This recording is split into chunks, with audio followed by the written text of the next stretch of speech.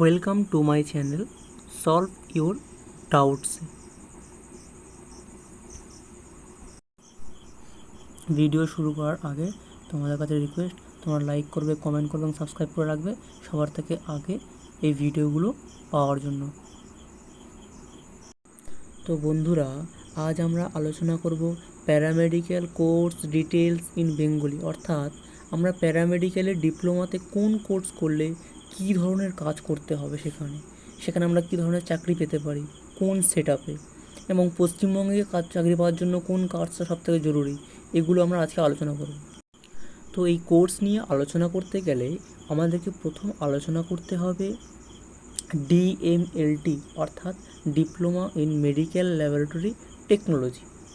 এই টেকনোলজিতে বা এই টেকনিশিয়ানদের কী করতে হয় সাধারণত, না এরা বিভিন্ন রোগের জন্য দায়ী জীবাণুগুলোকে খুঁজে বের করে। যদি কারোর ডেঙ্গু হয়, কারোর কোনো রকম কফের কোনো প্রবলেম হয়, বা মল বা হরমোনের কোনো প্রবলেম হলে সেই স্পেসিমেনটাকে সংগ্রহ করে সেটাকে পরীক্ষা করে, সেই নমুনাটাকে করে দেখে যে এই স্পেসিমেন্টের মধ্যে কোনো জীবাণু আছে কিনা বা কোনো ভাইরাস আছে কিনা। যেমন কোভিডের সময় দেখা যাচ্ছে এই সব টেস্টগুলো ওরা করে। তারপর ব্লাড টেস্ট করে, মল টেস্ট করে, মূত্র টেস্ট করে, হরমোন টেস্ট করে একটা রিপোর্ট তৈরি করে এবং সেই রিপোর্টটাকে পাঠায় কার কাছে, না মেডিকেল ডিপার্টমেন্টের কাছে। এটা হচ্ছে এদের কাজ। এবারের কোর্সটা হচ্ছে ডিপ্লোমা ইন রেডিওগ্রাফি টেকনোলজি। এই টেকনিশিয়ানদের কাজ হচ্ছে হাড় ভেঙে গেলে, কোমর ভেঙে গেলে, কোনো বোন ভেঙে গেলে তার জন্য এক্স রে করে। তো এই যে এক্স রে তৈরি করে, এক্স রে যে প্লেট তৈরি করে, সেই প্লেট তৈরি করা এদের কাজ। ইউএসজির সময় ইউএসজিতে ডক্টরকে অ্যাসিস্ট করা, এমআরআই করার সময় এমআরআইয়ের প্লেট তৈরি করা হচ্ছে এদের কাজ। এরা কিন্তু রিপোর্ট তৈরি করে না, রিপোর্ট তৈরি করা ডক্টর, এরা কেবলমাত্র সেই প্লেটগুলোকে তৈরি করে। এটা হচ্ছে কিন্তু আমাদের রেডিওগ্রাফি টেকনিশিয়ানদের জব। তো এরা যেহেতু হাই একটা রেডিও ফ্রিকোয়েন্সির মধ্যে কাজ করে, তাই এদের ক্ষেত্রে একটা অপরচুনিটি আছে। এরা 2 ঘন্টা চাকরি করবে, আবার একটু গ্যাপ থাকে, ছুটি থাকে, আবার 2 ঘন্টা চাকরি করবে, আবার ছুটি থাকে। এদের কিন্তু প্রপারলি 8 ঘন্টা ডিউটি থাকে না। যেমন অন্যান্য কোর্সগুলোদের 8 ঘন্টা ডিউটি থাকে, এদের কিন্তু সেরকমভাবে প্রপারলি 8 ঘন্টা ডিউটি থাকে না কন্টিনিউয়াসলি, কারণ এরা হাই ফ্রিকোয়েন্সিতে চাকরি করে। তাই এদের ক্ষেত্রে একটা বড় অপরচুনিটি। কিন্তু এদের সমস্যা একটু আছে, এদের মাইনেটা একটু কম। আর এদের কিন্তু বর্তমানে পশ্চিমবঙ্গে সরকারিভাবে রিক্রুটমেন্ট হয় না, এদের সেমি গভর্নমেন্টভাবে রিক্রুটমেন্ট হয়। আর যেহেতু এদের মাইনে একটু কম, কিন্তু এদের কাজের সময়টাও কম, এটা একটা বড় এদের অপরচুনিটি। এর পরের কোর্সটা হচ্ছে ডিপ্লোমা ইন ফিজিওথেরাপি, অর্থাৎ ডিপিটি। এখানে এদের কাজ হচ্ছে ব্যায়াম করা, অর্থাৎ ম্যাসেজ করা। কোনো পেশেন্টের হাড় ভেঙে গেলে, কোনো পেশেন্টের কোমরের হাড় ভেঙে গেলে, হিপ জয়েন্ট ভেঙে গেলে, বা কোনো জয়েন্ট বা কোনো বোন ভেঙে গেলে অর্থোপেডিকের ডক্টর এদেরকে এনগেজ করে বা নিযুক্ত করে পেশেন্টের ওই জায়গাটাকে মুভমেন্ট করানোর জন্য। তো সাধারণত এরা কী করে, না সেই জয়েন্টগুলোকে মুভমেন্ট করে, বিভিন্ন ম্যাসেজ করে, বিভিন্ন ব্যায়াম করে, আমাদের বিভিন্ন মাসকুলার ডিজিজ হয়, সেটা জিনগত হতে পারে। তো সেই সব ক্ষেত্রেও কিন্তু এই ফিজিওথেরাপিতে একটা দারুণ ডিম্যান্ড থাকে। এবং বর্তমানে ওয়েস্ট বেঙ্গলে গভর্নমেন্ট জবও আছে, গভর্নমেন্ট যেহেতু জব আছে ফিজিওথেরাপিদের জন্য, তাহলে সেই হিসেবে কিন্তু এটা খারাপ নয় এই কোর্সটা। আর পশ্চিমবঙ্গে এদের রিক্রুটমেন্টটা খুব কমই হয়, বছরে হয়তো 8টা থেকে 10টা নেয়, তাই কারা পাবে বলা যায় না। কিন্তু প্রাইভেটে মোটামুটি এটা কিন্তু নিজেদের জন্য আলাদা প্রাইভেটলি এরা চেম্বার করে, এবং চেম্বার করে কিন্তু ইনকাম করে নেয়। এছাড়াও অর্থোপেডিকের ডক্টরের সাথে একটা লিঙ্ক করে কিন্তু এরা এদের মুনাফাটা যথেষ্ট পরিমাণে লাভ করে নেয়।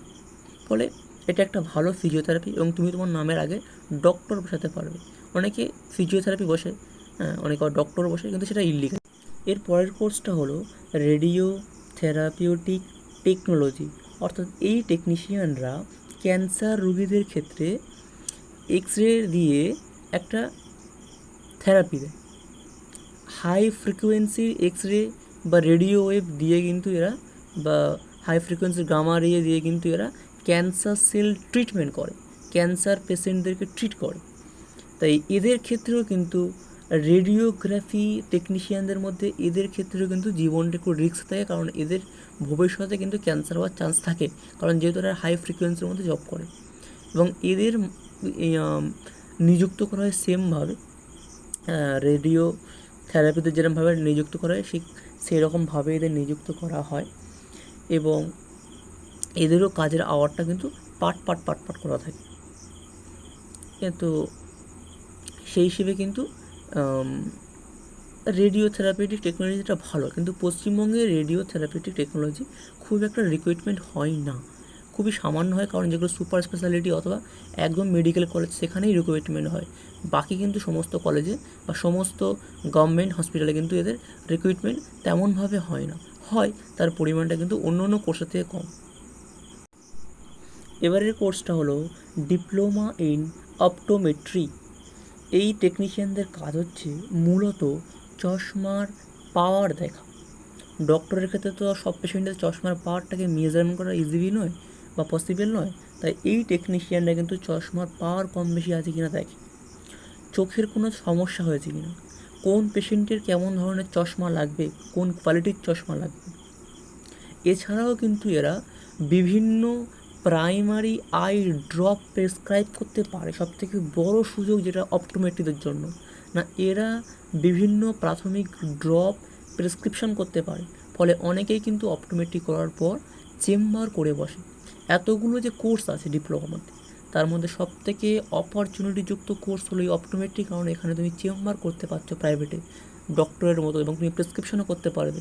তুমি তোমার নামের আগে ডক্টর না লিখতে পারলেও ডিপ্লোমা কোর্স দিয়ে লিখতে পারো এবং প্রেসক্রিপশনও করতে পারো। তাই এটা একটা বড় অপরচুনিটি সবার জন্য যারা চাই প্রাইভেটলি চেম্বার করবে। কিন্তু এখানেও পশ্চিমবঙ্গের গভর্নমেন্ট জব কিন্তু খুবই কম আছে, তাই এটা একটু ভাবতে হবে, যেহেতু এদের পশ্চিমবঙ্গে কিন্তু এদের চাকরির সুযোগটা অনেকটাই কম। তো এটা হচ্ছে অপটোমেট্রিদের ডিউটি। তো এবারের কোর্সটা হলো ডিপ্লোমা ইন নিউরো ইলেকট্রোফিজিওলজি। এই টেকনিশিয়ানরা বিভিন্ন স্নায়ু রোগের ডায়াগনোসিস করে, যেমন ধরো এপিনেপসিস, পার্কিনসন। তো এই সব যে নার্ভাস সিস্টেম জনিত যে ডিজিজগুলো আছে, সেই সব পেশেন্টদের ম্যানেজমেন্ট করে, সেই সব পেশেন্টদের সাথে কাজ করে। এদেরও ক্ষেত্রে কিন্তু ইনফেকশন হওয়ার চান্স থাকে। আর পশ্চিমবঙ্গে এদের নিয়ে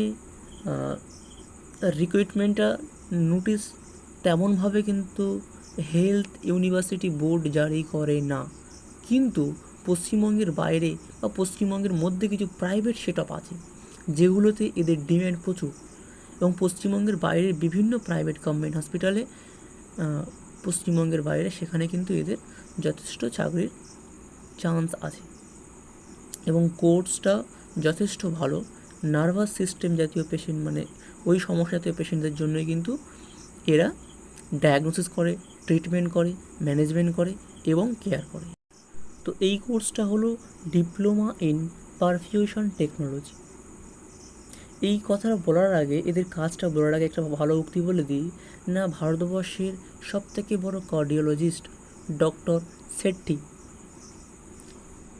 উনি কিন্তু একদা বলেছিলেন যে without the perfusion technologist we cannot perform the properly procedure. এত বড় ডাক্তার হয়েও কিন্তু তিনি বলেছিল যে পারফিউশনিস্টরা ছাড়া কিন্তু আমরা অক্ষম, কারণ আমাদের কাজের ক্ষেত্রে সবথেকে বড় ভূমিকা পারফিউশন। আর সেই পারফিউশনিস্টদের ক্ষেত্রে কিন্তু অনেকটাই সিরিয়াস হতে হয়, কারণ তারা ওপেন হার্ট সার্জারিতে ডক্টরকে অপারেট করে। ওপেন হার্ট সার্জারিতে তারা পুরোটাই ম্যানেজমেন্ট করে।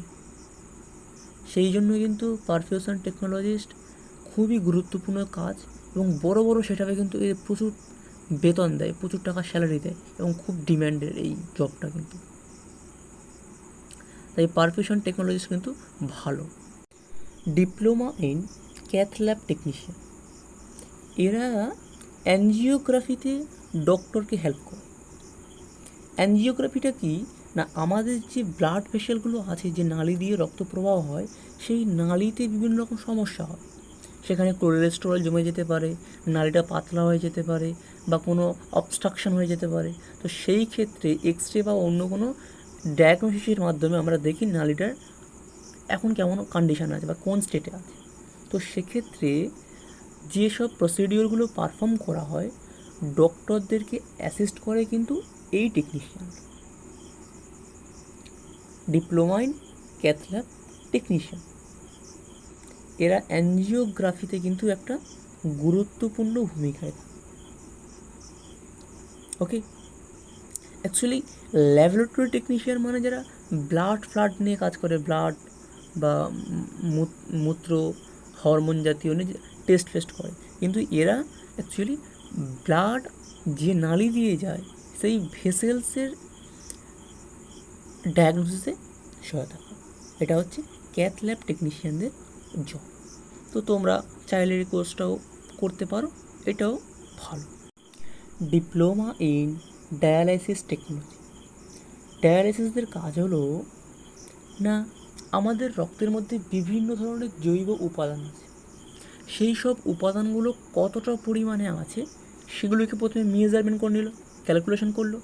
তার থেকে যদি বেশি পরিমাণে ব্লাড থাকে এবং তার ফলে যদি কোনো ডিজিজ হয়, কিডনি নষ্ট হতে পারে, লিভারের সমস্যা হতে পারে, তো সেক্ষেত্রে আমাদের কী করতে হয় না, ব্লাড ভেসেলস থেকে বা ব্লাড থেকে ওই সব এক্সট্রা যে উপাদানগুলো আছে তাদেরকে কিন্তু ডায়ালাইসিসের মাধ্যমে দেহ থেকে বের করে। তো ডায়ালাইসিস টেকনিশিয়ানদের কাজ হচ্ছে এই পেশেন্টগুলোর সাথে বিভিন্ন রকম যন্ত্রপাতি কানেক্ট করা। তাহলে সেই যন্ত্রপাতিগুলো এদের প্রথম মনিটরিং করতে হবে, সেই যন্ত্রপাতিগুলো প্রিপেয়ারিং করতে হবে, সেই যন্ত্রপাতিগুলোর ম্যানেজমেন্ট করতে হবে, তারপর পেশেন্ট কেয়ার করতে হবে, পেশেন্টের ভাইটাল সাইনগুলো ঠিক আছে কি না, হ্যাঁ, ব্লাড প্রেশার হয়তো বেড়ে যায়নি বা কোনো রকমভাবে সে স্ট্রেস হয়ে যায়নি বা অ্যাংজাইটি হয়ে যায়নি। তো এইগুলো দেখা হচ্ছে এদের মূল কাজ। তারপর যে যন্ত্রপাতিগুলো আছে সেগুলো কাজ হয়ে গেলে আবার সেগুলো যাতে ঠিক জায়গায় থাকে সেদিকেও কিন্তু লক্ষ্য রাখা। এখানে স্পষ্ট বোঝা যাচ্ছে যে এরা কীভাবে একটা নালি থেকে রক্তটা নেয়, আবার একটা অন্য নালির মাধ্যমে কিন্তু সেই রক্তটা দিয়ে দেয়। তো এই পুরো সিস্টেমটা কিন্তু ডায়ালাইসিস টেকনিশিয়ানরা মেনটেন করে। এইটা হচ্ছে ডায়ালাইসিস টেকনিশিয়ানদের কাজ। Diploma in critical care technician. এই টেকনিশিয়ানরা কিন্তু বর্তমানে পশ্চিমবঙ্গে একটা গুরুত্বপূর্ণ ভূমিকায় রয়েছে।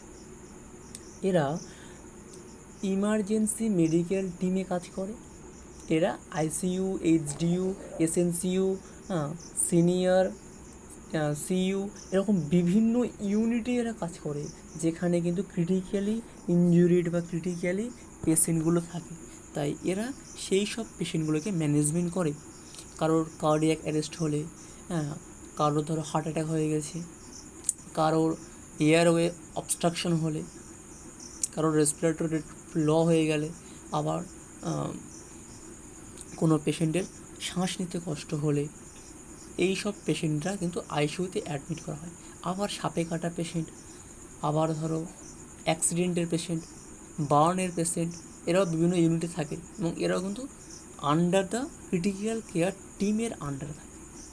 তাই সেই হিসেবে কিন্তু এই কোর্সটা খুবই গুরুত্বপূর্ণ এবং বর্তমানে সারা পশ্চিমবঙ্গের বিভিন্ন সেট আপে, ছোটো থেকে বড় বিভিন্ন সেট আপে কিন্তু এদের রিক্রুটমেন্ট প্রচুর আছে এবং গভর্নমেন্ট জবও প্রচুর। গত ইয়ারেই প্রায় 500 ছেলে নিয়েছে ক্রিটিক্যাল কেয়ার টেকনিশিয়ানদের।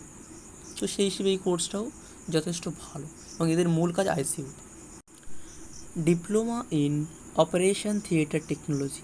এই টেকনিশিয়ানরা হসপিটালে ডক্টরকে অপারেশনের সময় অ্যাসিস্ট করে। ওকে, এছাড়াও এরা যে অপারেশন থিয়েটার বলে যে রুমটা আছে সেই রুমে ফিউমিগেশন করে, অর্থাৎ সেই রুমে যেন এক বিন্দু যেন জীবাণু না থাকে সেদিকে নজর রাখে। তারপর অপারেশন হয়ে গেলে এরা ইনস্ট্রুমেন্টগুলো স্টেরিলাইজেশনের জন্য কাজ করে। তো অ্যাকচুয়ালি এদেরকে দুটো ভাগে ভাগ করতে হয় যারা এই ওটি নিয়ে করে। একটা পার্ট চলে যায় ডক্টরকে অ্যাসিস্ট করার জন্য, আর একটা পার্ট চলে যায় না এরা রুমটাকে ম্যানেজমেন্ট করে যাওয়ার জন্য। যারা রুম ম্যানেজমেন্ট করে এরা ইনস্ট্রুমেন্ট কাউন্ট থেকে শুরু করে instrument management, room care, room management, মানে যেখানে ওটি হবে সেই রুমটাকে এরা ক্লিন এবং ক্লিয়ার রাখে, ফিউমিগেশন করে, কার্বনাইজেশন করে, এইসবগুলো করে থাকে। আর যারা ডক্টরকে অ্যাসিস্ট করে তারা পুরো ওই দিকটাতে চলে যায়, তারা ডক্টরকে অপারেশনের সময় অ্যাসিস্ট করে, ব্যান্ডেজ করে দিতে শুরু করে, সুইচারিংয়ের সময় মানে কাটার সময়, জুড়ে দেওয়ার সময়, সুইচারিংয়ের সময়, ইনসিজারের সময়, সমস্ত ক্ষেত্রেই কিন্তু এরা বা ইনসিশনের সময় সহায়তা করে। এটা হচ্ছে ওটিদের। এরপর আছে ডিপ্লোমা ইন ডায়াবেটিস কেয়ার। এরা কী করে, আমাদের ব্লাডে সুগারের লেভেলটা বেড়ে যায়, তখন বলা হয় ডায়াবেটিস পেশেন্ট। এই ডায়াবেটিস পেশেন্টদের ব্লাড থেকে সুগারটাকে বার করে, অর্থাৎ এরা রক্ত পরিশোধন করে। একটা পাইপ দিয়ে ব্লাডটাকে নিয়ে সেটাকে শোধন করলো, মানে সেখান থেকে সুগারটাকে বের করে দিল, দিয়ে সে অন্য একটা পাইপ দিয়ে ওই রক্তটাকে আবার দেহের মধ্যে পাঠিয়ে দেয়। তো এই যে কাজটা, এই কাজটা করা হয় কিন্তু ডায়ালাইসিস টেকনিশিয়ান বা ডায়াবেটিস কেয়ার টেকনিশিয়ানরা। এছাড়াও এরা ডায়াবেটিস পেশেন্টদের কেয়ার করে, ডায়াবেটিস পেশেন্টদের ভাইটাল সাইন চেক করে, ডায়াবেটিস পেশেন্টদের সমস্ত রকম রিপোর্ট এরা সংগ্রহ করে ডক্টরকে ইনফর্ম করে যে পেশেন্টের এই কন্ডিশন আছে, এই প্রবলেম আছে স্যার, সেগুলো ডক্টরকে বলে, ডক্টর তার মতন বাকি কাজটা করে। এটা হচ্ছে ডিপ্লোমা ইন ইলেকট্রোকার্ডিওগ্রাফিক টেকনিক। এদেরও রিক্রুটমেন্ট পশ্চিমবঙ্গে খুব বেশি হয় এবং এদের খুবই কাজ কম। এরা জাস্ট আমাদের হার্টের কোনো সমস্যা হলে আমাদের ইসিজি করতে বলা হয়, সেই ইসিজি করা হয়, মানে বুকে মানে কিছু লিড বসানো হয়, বলে না 12 লিড ইসিজি, তো সেই লিডগুলো এরা বুকে বসিয়ে জাস্ট একটা চেস্ট মানে হার্টের রিপোর্ট বের করে সেটা ডক্টরকে দেয়, ডক্টর সেটা দেখে নেয়। তো এদের কাজটা খুবই কম এবং এদের রিক্রুটমেন্ট খুব ভালো পশ্চিমবঙ্গে। তো এইটাও খুব ভালো একটা কোর্স, এটা কোর্সটাও টেকনিশিয়ান হিসেবে করা যেতে পারে এবং খুব কম সময়ে এটা করা যেতে পারে এবং শেখা যেতে পারে খুব তাড়াতাড়ি। হ্যাঁ, একদম শেষের কোর্সটা যেটা নিয়ে আলোচনা করছি, diploma in audiology and speech language. এটা বর্তমানে এসছে নতুন কোর্স। এই কোর্সটাও কিন্তু রিক্রুটমেন্ট হচ্ছে বিভিন্ন মেডিকেল কলেজে অল্প অল্প করে। তো এতে কী করা হয়, যারা কথা বলতে পারে না ঠিক মতনভাবে, বাচ্চা বাচ্চা ছেলেমেয়েরা, গোগা বা তোতলা, তাদেরকে কিন্তু কথা বলা শেখানো হয় সুন্দরভাবে। হ্যাঁ, আস্তে আস্তে কীভাবে কথা বলতে হয়, বিভিন্ন ইনস্ট্রুমেন্ট তাদেরকে দিয়ে, তাদের মুখ দিয়ে কিন্তু বিভিন্ন রকমভাবে কথা বলানোর চেষ্টা করা হয়। এই টেকনিশিয়ানরা কিন্তু এই কাজটা করে থাকে। বেশিরভাগরা মেয়েরা এই কাজটাই করে, ছেলেরা খুব কম ইনভলভ আছে, কিন্তু উভয়ের জন্যই কোর্সটা এলিজিবল এবং করা যেতে পারে। আর আস্তে আস্তে কিন্তু রিক্রুটমেন্টও পশ্চিমবঙ্গে হচ্ছে। তো এটাই হচ্ছে অডিওলজি অ্যান্ড স্পিচ ল্যাঙ্গুয়েজ টেকনিশিয়ানদের কাজ। অ্যাকচুয়ালি বন্ধুরা, ভিডিওটা একটু বড় হয়ে গেল পুরো ডিটেলসে বলার জন্য, আই এম সো সরি। কিন্তু তোমাদের কাছে পুরোটা আমি বলে দেওয়ার চেষ্টা করেছি, যে ডিপ্লোমাতে পুরো কোর্সগুলো যে আছে, মানে ডিপ্লোমার মধ্যে প্যারামেডিক্যালে, তার সমস্তটাই কিন্তু আমি বলে দিলাম। এবারে তোমরা কি কোন কোর্স করবে সেটা